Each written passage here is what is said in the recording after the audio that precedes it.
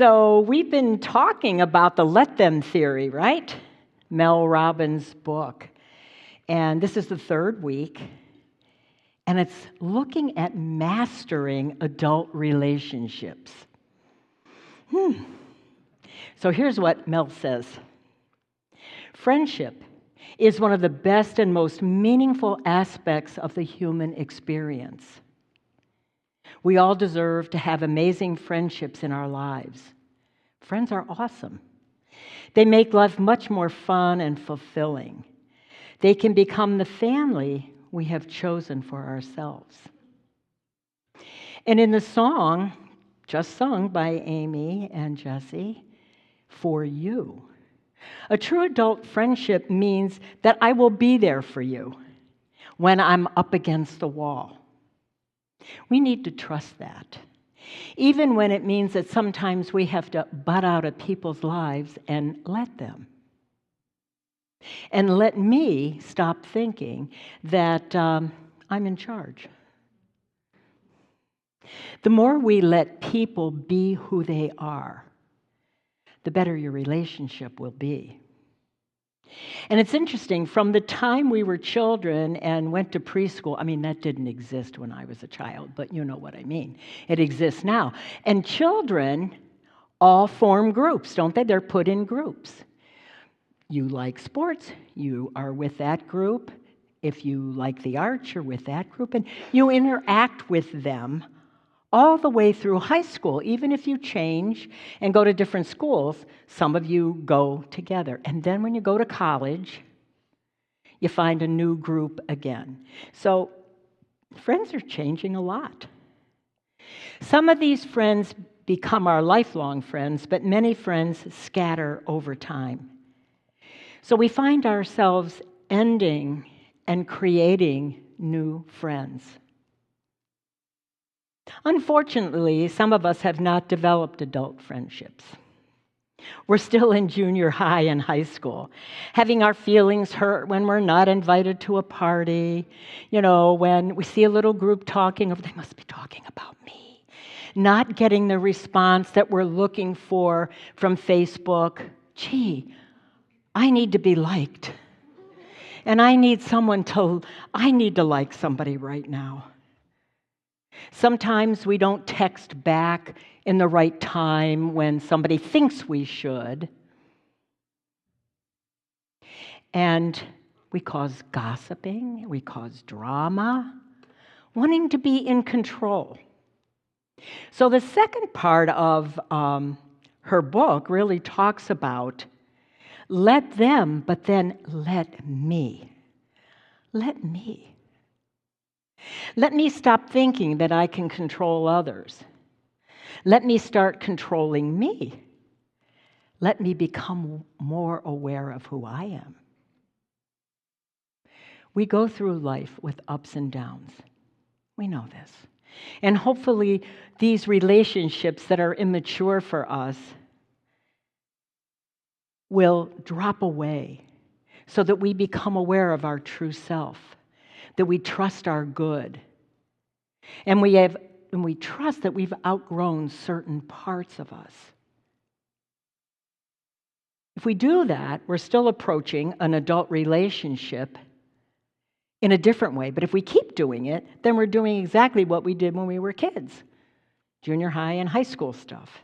But we're always going to be disappointed because you no longer need to cling to friendships that do not serve your highest good. When you let them be who they are and you take charge of your own life, your life will change. Let me take responsibility for what I do next, for how I respond, how I make a conscious decision to not allow other people's behavior to bother me. In other words, don't apply other people's limits on your dreams. You have endless possibilities in front of you. So Mel Robbins talks about 3 pillars that make great relationships, great friendships possible. She calls it proximity, timing, and energy. So proximity means the amount of time that you're physically spending with somebody. So if you work with people, you're going to spend a lot of time with them, right? But maybe the timing isn't right in that because maybe the people that you work with are on all different levels of their adulthood. So timing is important. We have to have a lot in common. And then energy. Either we click with somebody or we don't. We can't explain it. We either are on or off. So when any one of these is not present in a relationship, the friends kind of drift away. And she reminds us that that's perfectly normal. They don't become your enemy. They just drift away. Let them. Let them without feeling that there's something wrong with you or that there's something wrong with them. Let them without trying to cling to them. Let me stop trying to control them. Let me allow people to have their lives. And guess what? If I do that, my life is better. When we can do that, we set ourselves free and we set them free. The drama's gone. But the more we analyze ourselves, and we're really good at that. What did I do wrong? Why isn't this person in my life anymore? Why are they ghosting me? And we hang on, scratching and pulling, trying to control the relationship. But let me give people space and grace to live their lives. Because the more you give up control, the control you think you have, the more grace you can give them and yourself. So, as people come in and out of your life, trust the timing. What do you have in common? Trust yourself that the energy that you have is real and wonderful. Put no expectations on people. Let them come and go in your life as they should. There are certain people that are actually meant to be in your life for a long period of time, and then there's others for a much shorter period of time. But every person that's in your life is in your life for a specific reason. Your spiritual growth. And guess what? You're in their life for their spiritual growth too.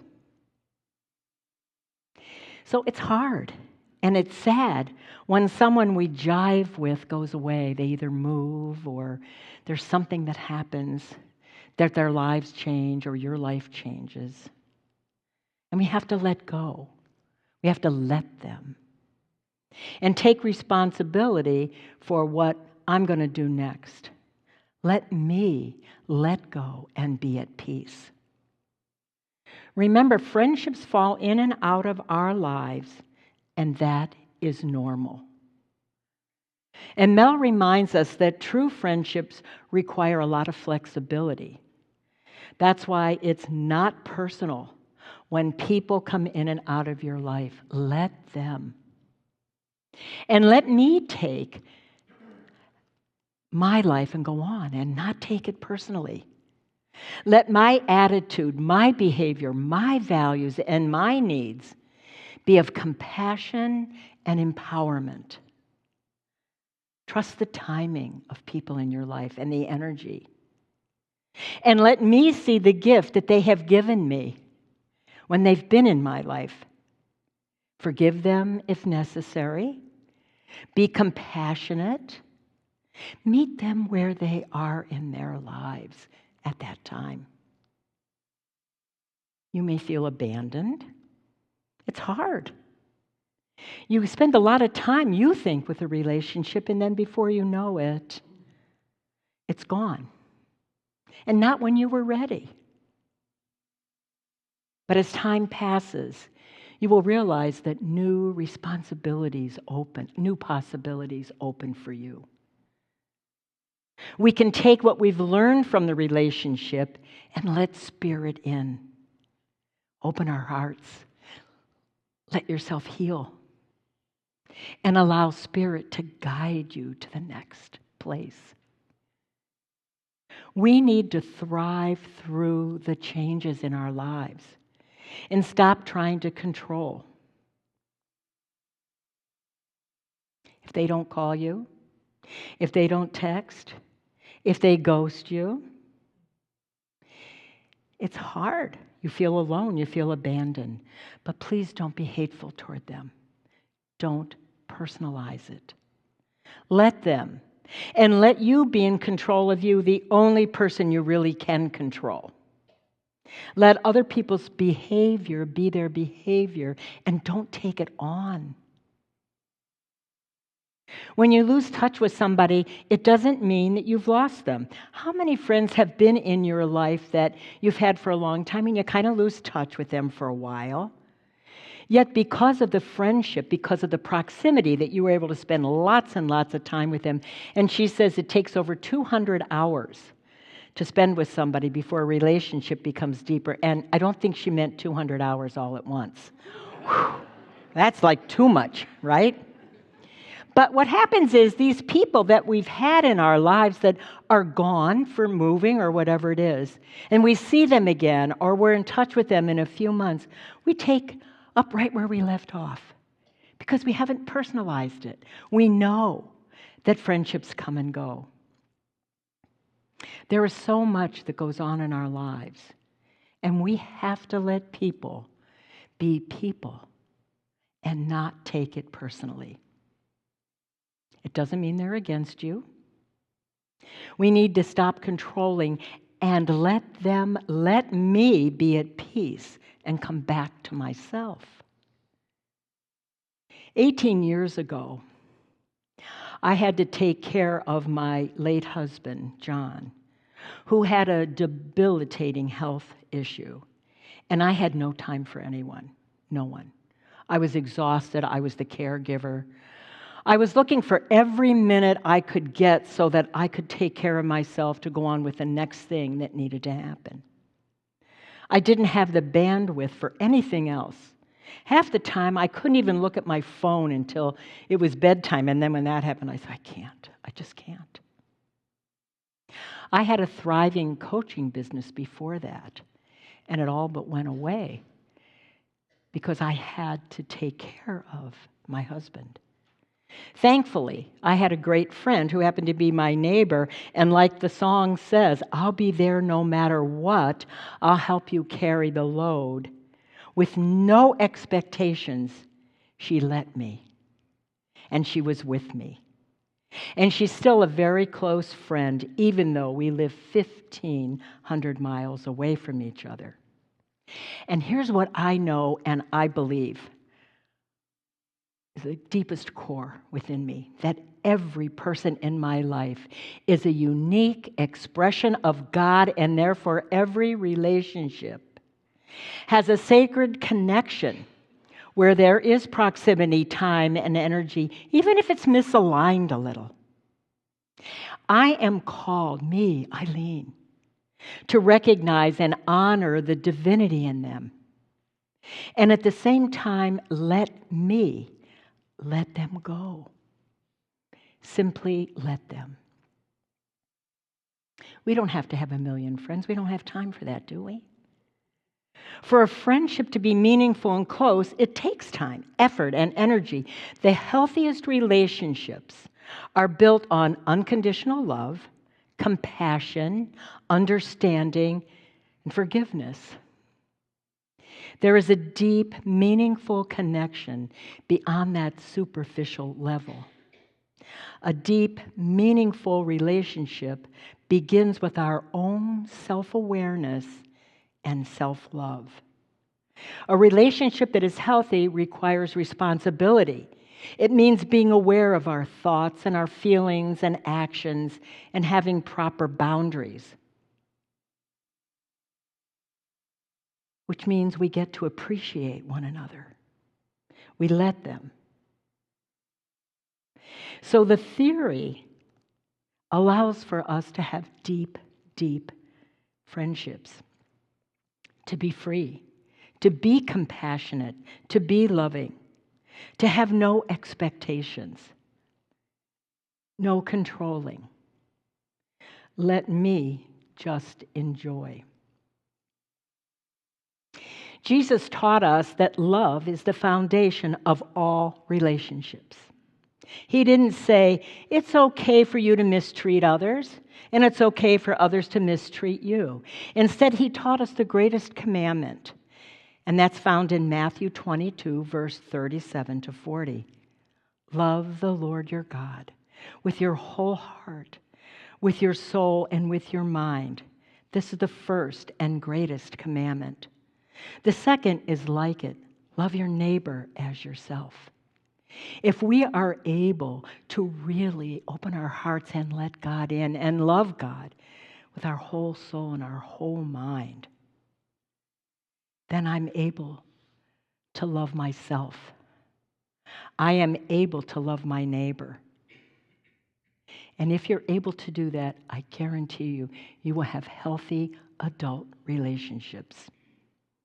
And let's not forget in Luke 6:31, do unto others as you would have them do unto you. Now, sometimes that backfires. Sometimes people don't like that. Okay? What do you mean? I want you in my life. I want to control it. What are you talking about? No. We let them, and then we move on. Jesus also told the apostles, don't hang around if you aren't being respected. Shake the dirt off your sandals and move on. So Jesus taught that relationships should be based on unconditional love, forgiveness, humility, service, and reconciliation. He called people to treat each other with kindness and respect, and to seek peace and love, even when people are difficult to love. These principles apply to all types of relationships. They apply to family, friends, neighbors, and even strangers. And this week, I get to practice all that. Let me see. Let me go through that again. Kindness, respect, peace, forgiveness. Because I'm leaving to go to my grandson's wedding this coming week. And there's going to be about 150 people there that are friends, family, people I don't know. And I just have to, what? Let them. Very good. Let's do that again. I need to hear it again. Come on, help me. Let them. And what do I have to do? Let me enjoy. Let me enjoy. I'll let you know how I do. And get back. Yeah. So unity teaches us this, that relationships are spiritual partnerships where we learn to grow and express divine love, where we deeply, deeply respect others and don't expect them to be what we think they should be. That's trying to control. Have no expectations. You know how hard that is, right? Have no expectations. Try that today and see how that works. By practicing love and forgiveness, personal responsibility, and seeing the divine in each other, we actually create harmonious and fulfilling relationships. We keep our boundaries clear. We don't control, we don't demand others with our words or our actions. That's a lot to take in, isn't it? But it's simple. It's about respect. It's about boundaries. It's about seeing the divine in each other. So at the end of the chapter on adult relationships, Mel stresses the importance of reaching out to those that we want in our lives, to not sit back and wait for someone to take the lead. That being in community is so important for our lives to be fulfilled that we really need to find like-minded people. She says, when you start creating the connections that cultivate the kind of friendship that reflects your values and brings you a sense of peace and happiness, you will value those who you have in your life, and you will be able to create what you want in friendships. You will feel uplifted and supported, and you will have many laughs and many wonderful memories and even some good adventures. Now, we at Unity take that We take that and we run with it. We don't wait. You walk in the sanctuary and the ushers and the greeters are happy to see you. And if they're not, let me know. But they are. They are happy to see you. You are welcome. They can't wait to give you the latest flyer and let you know what's going on, seeing that you are a part of this gathering right off the bat. And every Sunday we say to people that are here for the first time or people that are coming back that haven't been here for a while, whoever you are and wherever you are in your spiritual journey, you're welcome here. We let people experience who they are.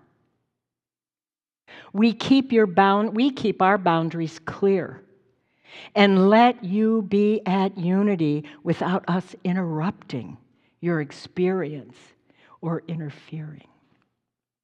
We let them. And as the song goes that we sing every Sunday at the close of service, let there be peace on earth and let it begin with me. So, my dear friends,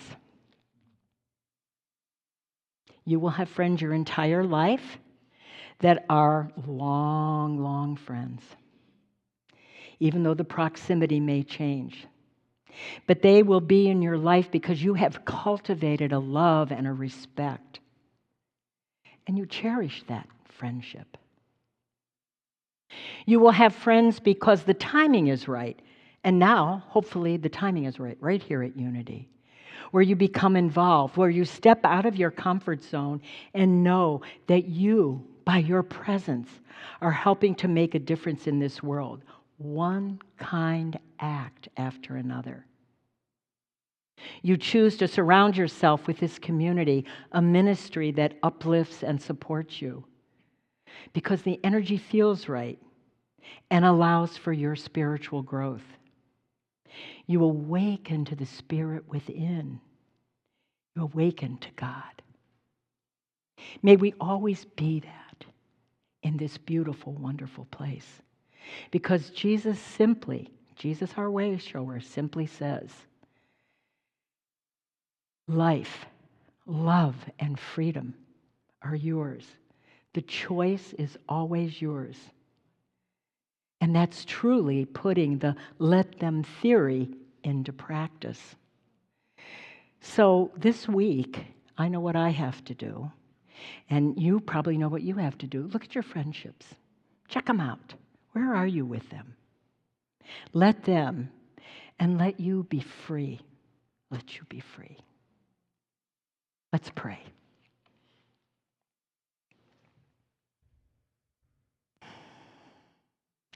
Trusting that I am a beloved divine being, I let go. I just let go and I let God. I shift from my human perspective to a spiritual one, and I'm able to let them and let me experience the freedom that comes from letting go. I'm able to awaken then to my limitlessness, filled with divine love, and I can relax in the freedom of what letting go means, what letting them means. I see my Unity community as a gift that brings about my spiritual awareness. And I am reminded that all I need to do is relax in the awareness of God's good. Relax into letting go and becoming more aware of the divine love that's within me and within others. And when I am able to do that and relax in that awareness, I can let them and let me. And so it is. Amen.